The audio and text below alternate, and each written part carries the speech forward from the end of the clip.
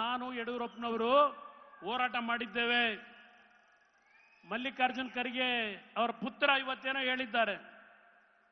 ನಾನು ನಿನ್ನೆ ದೆಹಲಿಯಲ್ಲಿ ಒಂದು ಮಾತು ಹೇಳಿದ್ದಾರೆ ಶಿವಕುಮಾರ್ ಅವರು, ನನ್ನ ಮಗನ ರಾಜಕೀಯದ ಭವಿಷ್ಯಕ್ಕೆ ನನ್ನ ಅಣ್ಣನ ಮಗನನ್ನ ಜೈಲಿಗೆ ಕಳಿಸಿದ್ದೇನೆ ಅಂತ ಹೇಳಿ ನನ್ನ ಮೇಲೆ ಈ ವೇದಿಕೆ ಮೇಲೆ ಹೇಳಿದ್ದೀರಿ. ಆ ತಾಯಿ ಚಾಮುಂಡೇಶ್ವರಿಯ ಸನ್ನಿಧಾನದಲ್ಲಿ ನಿಂತು ಮಾತನಾಡ್ತಾ ಇದ್ದೇನೆ. ಮಿಸ್ಟರ್ ಶಿವಕುಮಾರ್, ಯಾವ ಎಸ್ ಎಂ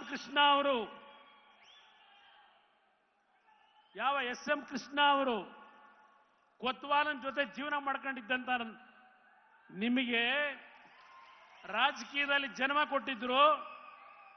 ಆ ಕುಟುಂಬದ ಒಬ್ಬ ಶ್ರಮಜೀವಿ ಸಿದ್ಧಾರ್ಥ ಅವರ ಮರಣಕ್ಕೆ, ಆತ್ಮಹತ್ಯೆಗೆ ಕಾರಣ ಯಾರು? ಜನಗಳ ಮುಂದೆ ಇಡ್ತೀರಾ ಇದನ್ನ ಜನಗಳ ಮುಂದೆ?